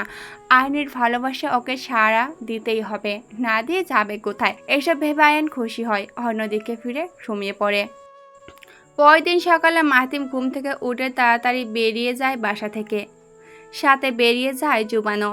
1 ঘন্টায় ও একটা গুড়ানো যেয়ে পৌঁছায়। মাহিম আর জুবান সেখানে ম্যানেজারকে চোখ মুখ বেঁধে চেয়ারের সাথে বেঁধে রাখা হয়েছে, আর ও চারপাশে বন্দুক হাতে দাঁড়িয়ে আছে দানব আকৃতির 10-12 জন গার্ড, যারা এতক্ষণ ম্যানেজারকে পাহারা দিচ্ছিল। মাহিম ম্যানেজারের সামনে একটা চেয়ারে বসে আর গার্ডদের বলে, ওর চোখ মুখ খুলে দাও। সাথে সাথে গার্ডরা ম্যানেজারের চোখ মুখ খুলে দেয়। চোখ খোলার পর ম্যানেজার মাহিমকে সামনে বসা দেখে অনেক ভয় পায়। ভয়ে ঢুক গেলে ওর ঠোঁট শুকিয়ে যায়। তারপর ম্যানেজার জিহ্বা দিয়ে ঠোঁট ভিজিয়ে মাহিমের দিকে তাকিয়ে বলে, আমি তো জেলে ছিলাম, তাহলে আমাকে এখানে কেন ধরে আনা হয়েছে স্যার? আমি তো জেলে, আমার শাস্তি পাচ্ছিলাম, তাহলে এখানে কেন নিয়ে এলেন আমাকে? মাহিম ম্যানেজারের কথা শুনে হাসে আর বলে, এতদিন তুই যে শাস্তি পেয়েছিস ওটাতে অল্প ছিল, এবার দেখবি তুই শাস্তি কি, কাকে বলে, কত প্রকার এবং কি কি বলে ডেভিল ইসমাইল করে। একটু পর জোবান বলে, জোবান আবার ছুরিতে ধার দিয়ে রেখেছিস তো? আজ তো আবার ম্যানেজারের মাথা থেকে ঘাড় আলাদা করতে হবে। জি বস, ধার দিয়ে রেখেছি বলে ছুরিটা মাহাতিমের হাতে দেয়। মাহিম ছুরিটা শুয়ে দেখে আর ম্যানেজারের গলার কাছে নিয়ে ধরে বলে, দেখেছিস, শুধু তোর জন্য নতুন ছুরিটা ধার দিয়ে রাখলাম। ম্যানেজার মাহিমের কথা শুনে অনেক ভয় পেয়ে যায়। তখনই কান্না করতে করতে মাহিমকে বলে, স্যার, আমাকে ক্ষমা করে দিন স্যার, আমি আর কখনো আপনার অফিসে ধারের কাছেও যাব না। আমি অনেক দূরে চলে যাব আমার পরিবারকে নিয়ে, তবুও আমাকে ক্ষমা করে দিন। মাহিম ম্যানেজারের কথা শুনে হাসে আর বলে, তুই কিসের শাস্তি পাবে ওটা তো আগে জেনে নে, তারপর না হয়ে চলে যাস যেখানে ইচ্ছা সেখানে। না না, তুই তো কোথাও যেতে পারবি না, শুধু উপরে ছাড়া। বলে মাহিম জোরে জোরে হাসতে থাকে। ম্যানেজারের প্রাণ শুকিয়ে যাচ্ছে মাহিমের এইরকম ভয়ঙ্কর হাসি দেখে। তারপরও ম্যানেজার শুধু ক্ষমাই চাচ্ছে মাহিমের কাছে। তখনই মাহিম জোরে জোরে বলে উঠল, এবং এবার তুই আমার কথা শোন, আমি যে আর প্রশ্ন করব তার সঠিক অ্যান্সার দিবি। যদি একটা মিথ্যা কথা বলিস তাহলে তোর আর এখান থেকে বেঁচে ফেরার সম্ভব হবে না, সোজা তোকে উপরে পাঠিয়ে দেব। তো যা বলছিলাম, তুই তো অনেক দিন ধরে আরাফাত চৌধুরীর সাথে মিলে আমাদের সব টাকা মেরেছিস, তাই না? ম্যানেজার ভয়ে ভয়ে বলে দিল, হ্যাঁ, উনি আমাকে এই বুদ্ধি দিয়েছিল, আমি এমন করতে চাইনি। উনি আমাকে অনেক লোভ দেখায়, আর আমি লোভে পড়ে ওইসব করে নেই। বলে কাঁদতে থাকে। তখনই মাহিম বলে, কান্না বন্ধ কর, না হলে জিহ্বা কেটে কুকুরকে খাইয়ে দেব। ম্যানেজার ভয়ে সাথে সাথে কান্না থামিয়ে দেয়। এবার দ্বিতীয় প্রশ্ন, আমার বাবা মায়ের মৃত্যুর জন্য তুই দায়ী নাকি ওই আরাফাত? তখন ম্যানেজার সব কিছু বলতে থাকে আর বলে, বিশ্বাস করুন স্যার, আপনার বাবা মায়ের মৃত্যুর পিছনে আমার কোনো হাত নেই।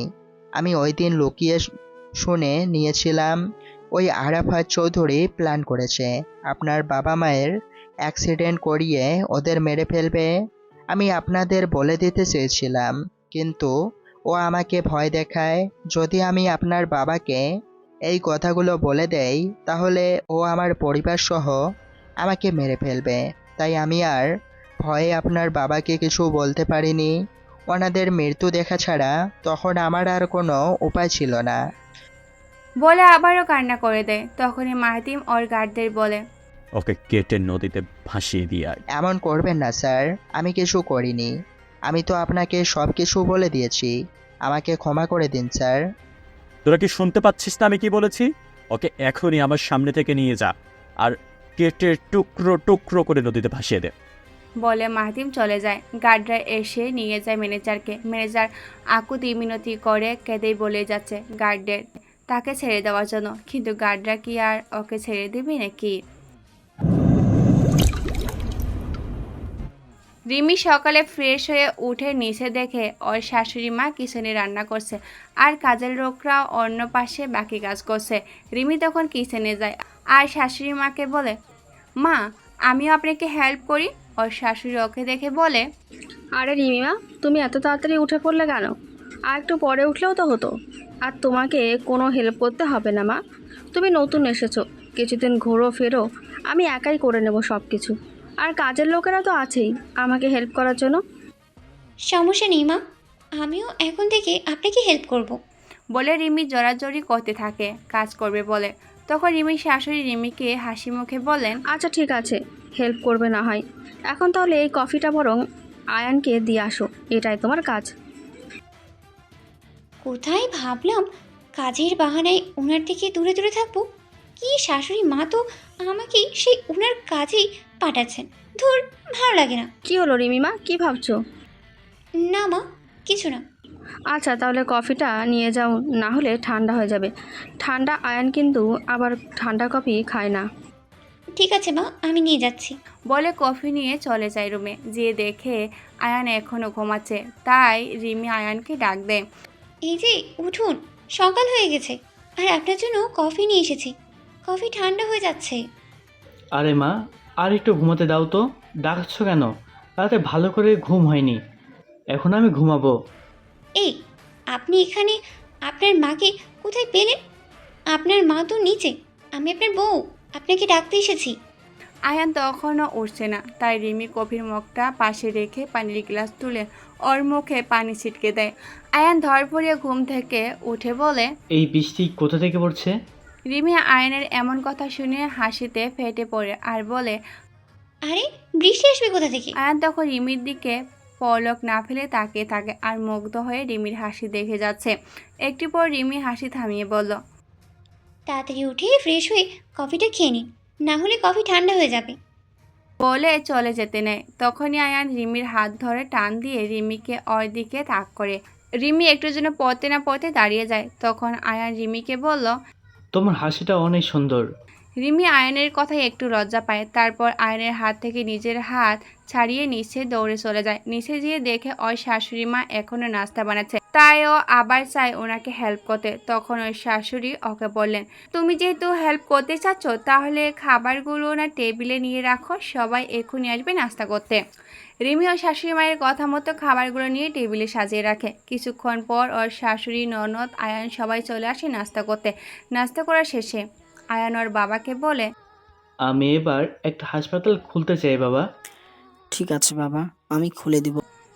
বলে তিনি চলে যান অফিসে। মাহিম অফিসে বসে আছে। ওর রাগ এখনও কমেনি। ও এখন ওর বাবা মায়ের খুনির পরিচয় জেনে গেছে। তাই ও এখন আর নিজেকে শান্ত রাখতে পারে না। শুধু ভাবছে আরাফাত চৌধুরীর কথা। কিভাবে এত অভিনয় করতে পারে লোকটা, আর এখনও কিভাবে সুন্দর করে অভিনয় করে যাচ্ছে। একটু বোঝারও উপায় নেই যে লোকটা নিজের বন্ধুকে মেরেছে শুধুমাত্র বিজনেসের সব কিছু নিজের নামে করে নেবে বলে। এইসব বিশ্বাসঘাতক লোককে মাহিম ঘৃণা করে, আর যে বিশ্বাসঘাতকতা করবে তার কোনো ক্ষমা নেই ওর কাছে। তাই ও মনে মনে কিছু একটা প্ল্যান বানায়। কিছুদিন পর আরাফাত চৌধুরী মাহিমের অফিসে আসেন। মাহিম কি একটা জরুরি কাজের জন্য ওনাকে আসতে বলেছে। আমাকে এত জরুরিভাবে ডাকলে কেন মাহাতিম? ও আঙ্কেল, আপনি এসেছেন? আসুন আসুন, আমি আপনার জন্য অপেক্ষা করছিলাম। আরাফাত চৌধুরী একটা চেয়ার টেনে বসে পড়লেন মাহিমের সামনে। তারপর তিনি মাহিমকে বললেন, তো বলো মাহাতিম, কি বলতে চাও? আঙ্কেল, আমাদের যে একটা কনস্ট্রাকশন বিল্ডিংয়ের কাজ চলছে, যেটা আপনি করাচ্ছিলেন, তো ওখানে নাকি কিছু একটা সমস্যা হয়েছিল। ওরা বলল তো আপনি যদি ওখানে গিয়ে একটু দেখে আসতেন আসলে ওখানে কি সমস্যা হচ্ছিল। আমার জরুরি কাজে বাইরে যেতে হবে, তাই আমি যেতে পারবো না, পরে গিয়ে দেখে নিব। আপনি কাল গিয়ে একবার দেখে আসুন। আচ্ছা ঠিক আছে, আমি কাল যেয়ে দেখে আসবো। বলে তিনি চলে যান। মাহাতিম ওনার যাওয়ার দিকে তাকে একটা ডেভিল স্মাইল দেয় আর বলে, কাল গেম শেষ করব। রাতে মাহাতিম বাসায় এসে দেখে মিমি শুয়ে পড়েছে। ইদানিং ও অনেক বিজি থাকে, তাই বউকে ঠিকমতো সময় দিতে পারে না। বউ ওর সাথে প্রতিদিন এভাবে অভিমান করে শুয়ে পড়ে, কথা বলে না ঠিকমতো। মাহাতিমও আর তার বউকে কিছুই বলে না। ও আগে ওর প্রতিশোধ নিয়ে নিক, তারপর সব কিছু থেকে ফ্রি হয়ে ও ওর বউয়ের অভিমান ভাঙিয়ে আবার বউকে মানিয়ে নিবে। তার আগে পর্যন্ত বউ যেভাবে আছে সেইভাবেই থাকুক। পরের দিন আরাপা চৌধুরী পৌঁছে যায় যে বিল্ডিংয়ে কাজ চলছে সেখানে। যেই দেখে সেখানে কেউ নেই, তিনি সিঁড়ি বেয়ে বিল্ডিংয়ের উপরে ওঠেন। তখনই হঠাৎ করে কয়েকজন লোক এসে তাকে উড়াধরা পিটাতে থাকে, মারতে মারতে ওনাকে অজ্ঞান করে ফেলে। তারপর তাকে একটা পিলারের সাথে বেঁধে রাখে। কিছুক্ষণ পর মাহাতিম এসে তার গার্ডদের বলে, ওর জ্ঞান ফেরা তাড়াতাড়ি।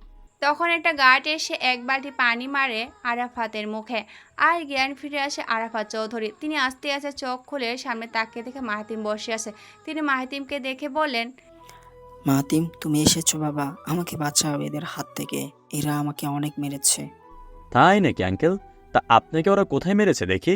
এইটুকু বলে হাসতে থাকে পাগলের মতো। কিছুক্ষণ পর হাসি থামিয়ে দাঁতের দাঁত চেপে কিরমির করে পড়ে। তোকে মারবে না তো কি করবে? আমি ওদের বলেছি তোকে মারার জন্য, বুঝলি? তুই আর তোকে আমি প্ল্যান করে আনিয়েছি যাতে তোকে এখানে মেরে চলে গেলেও কেউ জানতে না পারে। সবাই মনে করবে তোর মৃত্যু একটা দুর্ঘটনা মাত্র। বলে আবার পাগলের মতো হাসতে থাকে। আরাফাত চৌধুরী মাহাতিমের কথায় ভয় পেয়ে যান। ভয়ে ওনার কলেজা শুকিয়ে আসে। তারপর ভয় নিয়ে মাহাতিমকে জিজ্ঞাসা করে, তুই আমাকে কেন মারতে চাস? আমি কি করছি? তখন মাহাতিমের অনেক রাগ হয়। হাসি থামিয়ে আরাফাত চৌধুরীর দিকে লাল চোখ নিয়ে তাকায় আর বলে, তুই কি করেছিস শুনতে চাস? তাহলে শোন। তোর কি মনে হয় তুই আমার বাবা মাকে মেরে আমাদের সামনে ভালো মানুষের অভিনয় করে যাবি আর আমি জানতে পারবো না, তাই না? তুই যদি এটা ভেবে থাকিস তাহলে এটাই তোর সব থেকে বড় ভুল, বুঝেছিস? আমি এতদিন খুঁজে বেরিয়েছি আমার বাবা মায়ের খুনিকে। এতদিনে আমি নিজেকে তৈরি করেছিলাম শুধু তোকে খুঁজে বের করার জন্য। আমি মাফিয়াদের সাথে থেকে মাফিয়া হয়েছি শুধুমাত্র তোদেরকে মারার জন্য। শুয়োরের বাচ্চা, অনেক অপেক্ষা করেছি তোকে খুঁজে বের করার জন্য, আর শেষমেশ খুঁজে পেয়ে গেলাম আমার বাবা মায়ের খুনিকে। আজ আমি তোকে এখানে মেরে আমার বাবা মায়ের হত্যার প্রতিশোধ নেব। আমি তোর বাবা মাকে মারিনি মাহাতিম, আমাকে ক্ষমা করে দে। তুই আমার বাবা মাকে মারিসনি, তাই না? তোর কি কোনো লজ্জা শরম নাই নাকি রে? এত মিথ্যা বলিস কি করে? আর কি করে এত সুন্দর অভিনয় করিস বলতো? তোকে দেখে তো কেউ বুঝতেই পারবে না তুই একটা খুনি। তুই কত সুন্দর অভিনয় করতে এখনো আমার পরিবারের সাথে সুন্দর সম্পর্ক রেখেছিস। আজ তোর আর কোনো ক্ষমা নেই। তোকে আমি আজ কেটে টুকরো টুকরো করে কুকুরকে খাওয়াবো। বলে হাসতে থাকে। আবার হাসি থামিয়ে গার্ডদের বলে, ওর একটা হাত কেটে আমার কাছে নিয়ে আয়। আরাফাত চৌধুরী মাহাতিমের কাছে তখন ক্ষমা চেয়ে বলে, আমাকে ক্ষমা করে দে বাবা। তোর কোনো ক্ষমা নেই। আর গার্ডদের বলে, কিরে তোরা শুনতে পাচ্ছিস না? তোদের কি বলেছি? ওর হাত কেটে আমার কাছে নিয়ে আয়।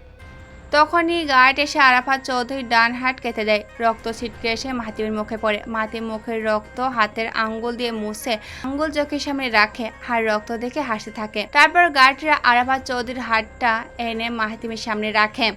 আরাফাত চৌধুরী ব্যথায় গায়ে সমস্ত শক্তি দিয়ে চিল্লিয়ে ওঠে, কিন্তু ওনার চিল্লানোর শব্দ কারো কানে গিয়ে পৌঁছায় না, শুধু ওখানে উপস্থিত কয়েকজন মানুষ ছাড়া।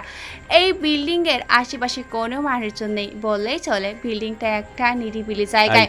ওর মুখটা বেঁধে দে তো, যাতে ও চিৎকার করতে না পারে। তখন আরেকটা গার্ড আসে আরাফাত চৌধুরীর মুখ বাঁধার জন্য। আয় না, ওর মুখ বাঁকে দিস না। আমি ওর আকুতি মিনতি চুপ শুনতে চাই, ওর কষ্ট দেখতে চাই। আমার বাবা মা যতটা কষ্ট পেয়েছে তার থেকে বেশি কষ্ট দিয়ে আমি ওকে মারবো। যা, ওই সুইচটা অন করে আয়। আমাকে ক্ষমা করে দাও মাহাতিম বাবা, আমি আর কখনো এমন করব না, আমার জান ভিক্ষে দাও। আমি তোর এত আকুতি মিনতি দেখতে চাচ্ছিলাম, না হলে তো মজা পেতাম না। এই তোরা দাঁড়িয়ে আছিস কেন? সুইচটা অন কর, ওকে একটু গাইড শক দেই, ও দেখে আসো মৃত্যু যন্ত্রণা কেমন হয়। ওকে একটু মৃত্যু যন্ত্রণা অনুভব করায়, তবেই না বুঝতে পারবে আমার বাবা মায়ের কতটা কষ্ট হয়েছে। তখনই একটা গার্ড সুইচ অন করে দেয় আর বিদ্যুৎ শোকে আরাফাত চৌধুরী চিল্লাতে থাকে, কিন্তু ওর চিল্লানোর শব্দ কারো কান অবধি পৌঁছায় না। মাহাতিম ওর কষ্ট দেখে পাগলের মতো হাসছে। এইভাবে অনেকক্ষণ শক দেওয়ার ফলে আরাফাত চৌধুরী নিস্তেজ হয়ে পড়ে। মাহাতিমের কাছে বারবার আকুতি মিনতি করে ক্ষমা চায়, নিজের প্রাণ ভিক্ষা চান, কিন্তু মাহাতিম তো ওনাকে ক্ষমা করবেন না। আজ মাহাতিম প্রতিশোধের আগুনে হিংস্র হয়ে উঠেছে। আজ আর আরাফাত চৌধুরী রক্ষে নেই। এতদিনের প্রতিশোধের আগুন যেন দাও দাও করে চলছে মাহাতিমের শরীরে। আজ আরাফাত চৌধুরীর মৃত্যুতেই যেন ওর শরীরের আগুন নিভে, এর আগে নয়। এভাবে আরও কিছুক্ষণ বিদ্যুতের শোক দেওয়া হয় আরাফাত চৌধুরীকে। তারপর মাহাতিম গার্ডদের বলে, এখানে বিদ্যুতের তারগুলো কেটে দেয়, যেন দেখে মনে হয় ও বিদ্যুৎ শক খেয়ে অনেক নিয়েছে। বলেই মাহাতিম চলে যায় আর মনে মনে বলে, আমি তোকে নিজের হাতে মেরে আমার হাত নোংরা করতে চাই না। তুই তো নর্দমার নোংরার থেকেও বেশি নোংরা। তোকে নিজে হাতে মারলে আমার নিজের হাত নোংরা হবে। গার্ডরা বিদ্যুৎ তার সবগুলো কেটে দেয় আর শক সাইড থেকে আগুন লেগে যায় পুরো বিল্ডিংয়ে, যেটা আগে থেকে প্ল্যান করে রেখেছিল মাহাতিম। আরাফাত চৌধুরী সেখানেই মারা যান। এতক্ষণে মিডিয়ার লোকেরা খবর প্রচার করে দিয়েছে, দেশের সবচেয়ে বড় বিজনেসম্যান চৌধুরী গ্রুপ অফ ইন্ডাস্ট্রির মালিক, তিনি ওনার তৈরিকৃত কন্ডাকশন বিল্ডিংয়ে এক শক সাইড থেকে আগুন লেগে আগুনে পুড়ে মারা গেছেন। রিমি সবাই বসে টিভি দেখছেন। যখনই এই নিউজটা দেখলো ওর মাথায় আকাশ ভেঙে পড়লো। আরাফাত চৌধুরী স্ত্রী নিউজটা দেখে জায়গায় অজ্ঞান হয়ে পড়ে যান। রিমি অনিকা মিলে ওনাকে ধরে সোফায় বসান। তখনই রিমি অনিকাকে বলল, আনিকা যাও পানি নিয়ে আসো, মায়ের জ্ঞান ফেরাতে হবে। অনিকা মাকে সোফায় শুয়ে যেন পাথরের মতো হয়ে গেছে। রিমি কথা কান অবধি পৌঁছায় না। রিমি আবারও বলল, এই আনিকা কি হলো তোমার? আমার কথা কি শুনতে পাচ্ছ না? তুমি পানি নিয়ে আসো না, যাও। রিমির কথা অনিকার যেন কোনো হেল দুলে নেই, ও যেন পাথরের মূর্তি হয়ে গেছে। তখনই কাজের মহিলা আসলো, দেখে রিমির শাশুড়ি অজ্ঞান হয়ে গেছে, তাই কাজের মহিলা দৌড়ে গিয়ে পানি নিয়ে আসে। রিমি পানি ছিটিয়ে দেয় ওর শাশুড়ির মুখে। কিছুক্ষণ পর তিনি চোখ মেলে তাকান আর বলেন, এ কি হয়ে গেল রিমি? আমি বিশ্বাস করতে পারছি না, উনি আর নেই। সকালে তো উনি বাড়ি থেকে গেলেন, আর এখন উনি আর নেই। আমি মেনে নিতে পারছি না। বলে কান্না করতে থাকেন। তখনই আয়ান হন্তদন্ত হয়ে বাসায় ঢুকে কান্না করতে করতে আর ওর মাকে বলে, মা, এটা কি দেখাচ্ছে নিউজে বাবা আর নেই? ওর মা ওকে দেখে আরো জোরে জোরে কান্না করে দেন। তিনি কান্না করতে করতে বলেন, চল আমরা গিয়ে দেখি ওটা কি সত্যি তোর বাবা নাকি অন্য কেউ। আমি কিছুতেই বিশ্বাস করতে পারছি না এসব। মা চলো আমরা যেয়ে দেখি। বলে আয়ানের মা বেরিয়ে যায় রিমিকে বাসায় রেখে অনিকার কাছে। অনিকা এখনও শোকের মধ্যে আছে বাবার মৃত্যুর কথা শুনে। ঘটনাস্থলে গিয়ে আয়ান দেখতে পায় অনেক লোক দাঁড়িয়ে আছে। মিডিয়ার লোকেরা এখনই নিউজ করে যাচ্ছে। ওদের তো কাজেই এটা, একটা নিউজ পেলে সেটা নিয়ে পড়ে থাকবে।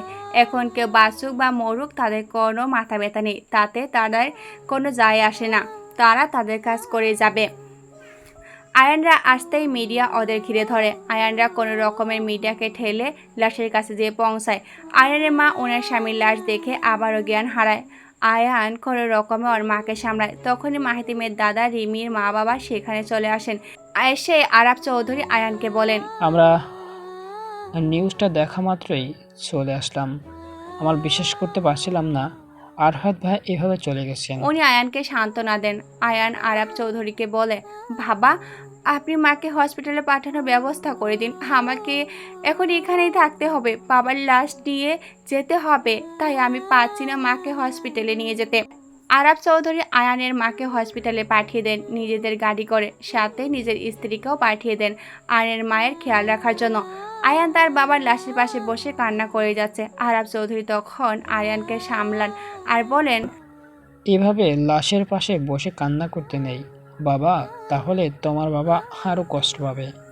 আয়ান নিজেকে সামলাতে পারছে না, ওর বাবার মৃত্যুও মেনে নিতে পারছে না কিছুতেই। আরাফ চৌধুরী আয়ানকে সান্ত্বনা দেন আর বলেন, এবার চলো আয়ান, লাশ নিয়ে আমাদের যেতে হবে। তোমাদের বাড়িতে এইখানে এভাবে আর কতক্ষণ রাখবে?